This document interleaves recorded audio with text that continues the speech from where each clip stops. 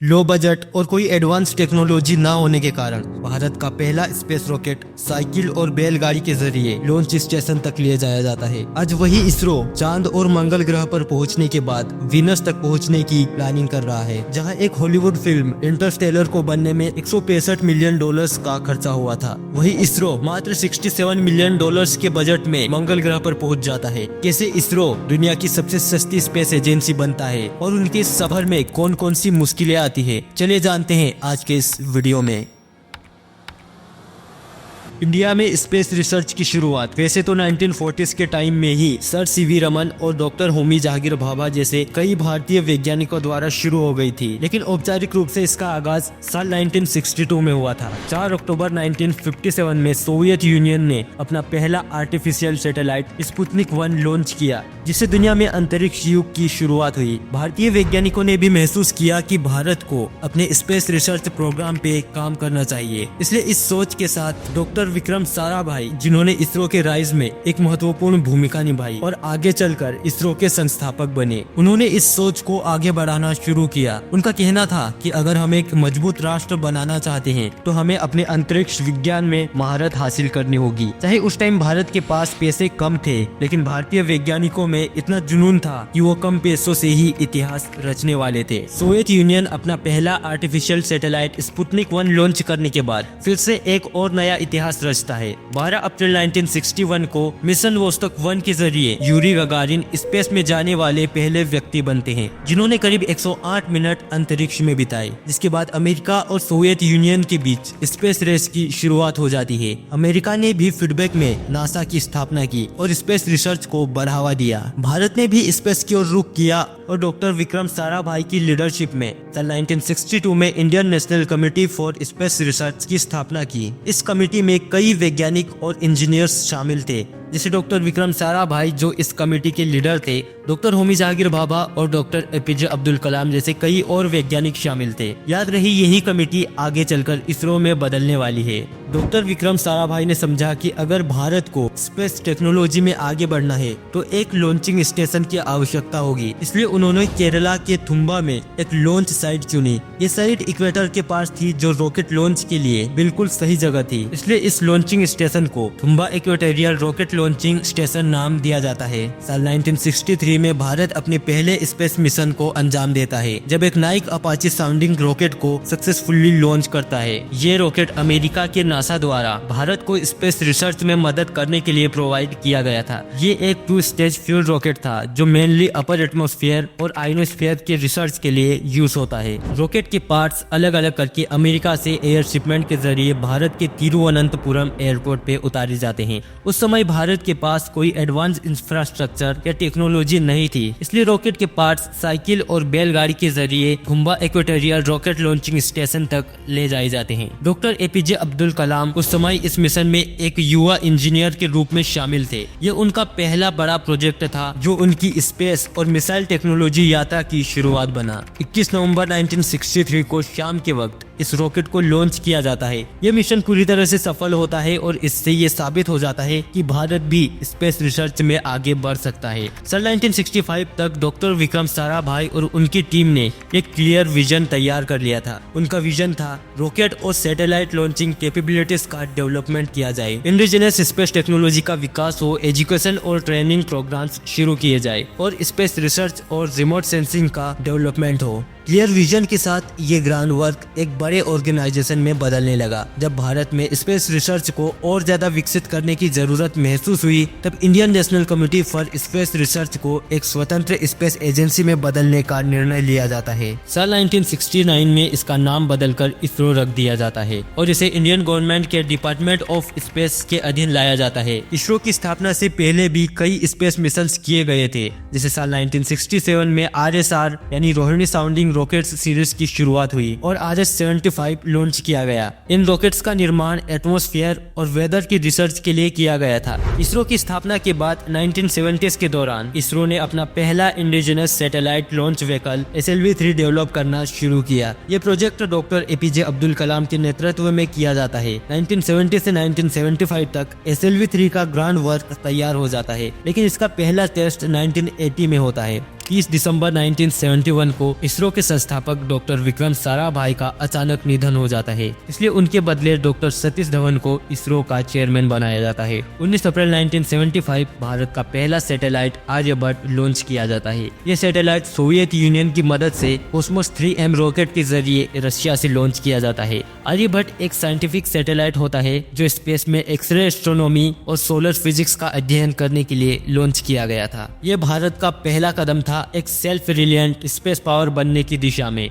साल 1975 से 1976 में नासा और इसरो ने मिलकर एक एक्सपेरिमेंट किया जिसे साइट यानी सैटेलाइट इंस्ट्रक्शनल टेलीविजन एक्सपेरिमेंट नाम दिया गया। इस एक्सपेरिमेंट में नासा के ATS-6 सैटेलाइट का यूज करके रिमोट इंडियन विलेजेस में टेलीविजन ब्रॉडकास्टिंग दी गई। इसका सिंपल मतलब ये था कि गाँवों में सैटेलाइट के जरिए शिक्षा, कृषि, स्वास्थ्य और रोजगार से जुड़े प्रोग्राम्स पहुँचाए गए। ये एक्सपेरिमेंट करीब 1 साल तक चलता है। इसके बाद साल 1979 और 1981 में भास्कर 1 और भास्कर 2 नाम के अर्थ ऑब्जर्वेशन सैटेलाइट लॉन्च किए गए। ये सैटेलाइट रिमोट सेंसिंग के लिए बने थे जो भारत में एग्रीकल्चर और नेचुरल रिसोर्सेज मैपिंग के लिए काम आए। 1979 और 1981 के बीच 1980 में SLV-3 की बारी आती है जिसका ग्राउंड वर्क 1975 में ही तैयार हो गया था। 19 जुलाई 1980 को भारत अपना indigenous satellite launch vehicle SLV-3 successfully launch करता है जिससे रोहिणी 1 सैटेलाइट को ऑर्बिट में भेजा गया। ये लॉन्च भारत के स्पेस इंडिपेंडेंस की तरफ एक बड़ा कदम था। इसके बाद इनसेट यानी Indian national satellite system programmes का डेवलपमेंट किया जाता है।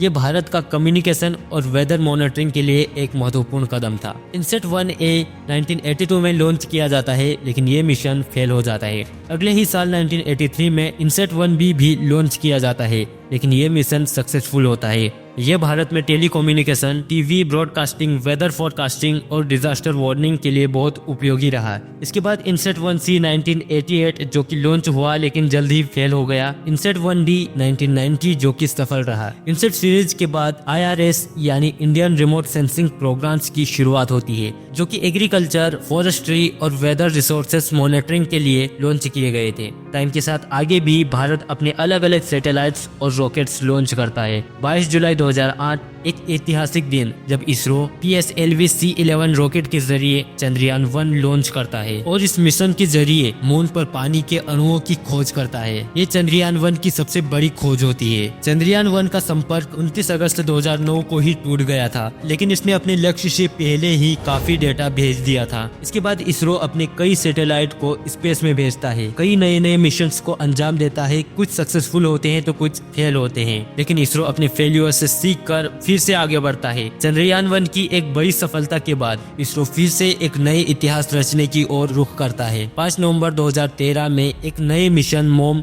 यानी Mars orbiter mission Mangalyaan launch करता है जिसका ऑब्जेक्टिव था मार्स के एटमॉस्फेयर, सरफेस और मीथेन गैस के प्रेजेंस को स्टडी करना। इस मिशन की कॉस्ट करीब 450 करोड़ रुपए थी जो कि एक हॉलीवुड फिल्म इंटरस्टेलर के टोटल बजट से भी कम थी। 24 सितंबर 2014 को मंगलयान मार्स के ऑर्बिट में एंटर करता है और पहली ही कोशिश में मार्स तक पहुंचने वाला भारत दुनिया का सबसे पहला देश बन जाता है। एक बड़ी सफलता मिलती है न सिर्फ इसरो को बल्कि हमारे पूरे भारत देश को। जो कभी साइकिल और बैलगाड़ी पे रॉकेट ले जाकर लॉन्च करते थे वो आज मंगल ग्रह पर पहुंच चुके थे। यहाँ तक इसरो एक मजबूत एजेंसी बन चुका होता है। अगर हम शुरू से फाइनेंशियल और टेक्नोलॉजिकल ग्रोथ का कंपैरिजन करें तो इसरो शुरू से एक बहुत ही लिमिटेड बजट वाली एजेंसी थी लेकिन साल 2013 तक इसका एनुअल बजट करीब 5600 करोड़ रुपए हो चुका था। इसरो अब अपने launch vehicle PSLV, GSLV use करने लगा था। फॉरेन क्लाइंट्स के सैटेलाइट्स भी लॉन्च कर रहा था। टाइम के साथ इसरो अब एक बड़ी ग्लोबल एजेंसी बन चुका था। IRNSS-1 सीरीज, GS-80 सीरीज और एस्ट्रोल जैसे मिशंस को लॉन्च करता है और कई अचीवमेंट्स हासिल करता है। अब इसरो फिर से एक बड़े मिशन की ओर रुख करता है और 22 जुलाई 2019 को चंद्रयान 2 लॉन्च करता है। इसका ऑब्जेक्टिव होता है मून के साउथ पोल का एक्सप्लोरेशन करना। चंद्रयान 1 2008 में मून पर वाटर मॉलिक्यूल्स डिटेक्ट किया था। चंद्रयान 2 का ऑब्जेक्टिव था इन्हें और एक्यूरेटली स्टडी करना। लॉन्च के बाद 6 से 7 सितंबर 2019 की रात विक्रम लैंडर अपनी सॉफ्ट लैंडिंग अटेम्प्ट करता है लेकिन हाई वेलोसिटी और लास्ट मोमेंट डिवीजन की वजह से विक्रम लैंडर अपनी स्पीड रिड्यूस नहीं कर पाया और क्रैश लैंड कर जाता है। हालांकि ये मिशन पूरी तरह से सक्सेसफुल नहीं होता लेकिन क्रैश लैंडिंग के बाद भी चंद्रयान 2 आज भी काम कर रहा है और एक्सपेक्टेड अगले 7 साल तक डेटा भेजेगा। चंद्रयान 2 के बाद इसरो फिर से चंद्रयान 3 की ओर रुख करता है और 14 जुलाई 2023 को चंद्रयान 3 भी लॉन्च कर दिया जाता है। इसका ऑब्जेक्टिव होता है moon landing and rover deployment. 30 अगस्त 2023 को ये मून पे लैंडिंग करता है और मिशन चंद्रयान 3 पूरी तरह से सक्सेसफुल होता है। इंडिया मून पर लैंड करने वाला चौथा देश बन जाता है और साउथ पोल पे लैंड करने वाला पहला देश। ये एक हिस्टोरिकल मोमेंट था इंडिया और इसरो के लिए। इसके बाद 2 सितंबर को ही इसरो अपना अगला मिशन आदित्य L1 भी लॉन्च करता है, जिसका ऑब्जेक्टिव सन के एटमॉस्फेयर को स्टडी करना होता है। इसके बाद गगनयान, निसार जैसे मिशंस को भी इसरो लॉन्च करता है। आने वाले समय में इसरो गगनयान मिशन 2, गगनयान मिशन 3, मंगलयान 2 और शुक्रयान 1 जैसे बड़े मिशंस को लॉन्च करेगा। इसरो आज दुनिया की सबसे सस्ती एजेंसी बन चुकी है। कॉमर्शियल सैटेलाइट लॉन्चेस में इसरो नासा और स्पेसएक्स को भी टक्कर दे रहा है। इसरो अब मून और मार्स से भी आगे वीनस पर जाने की प्लानिंग कर रहा है। जस्ट रिमेम्बर, एक टाइम पे साइकिल और बैलगाड़ी पे रॉकेट्स ले जाए गए थे।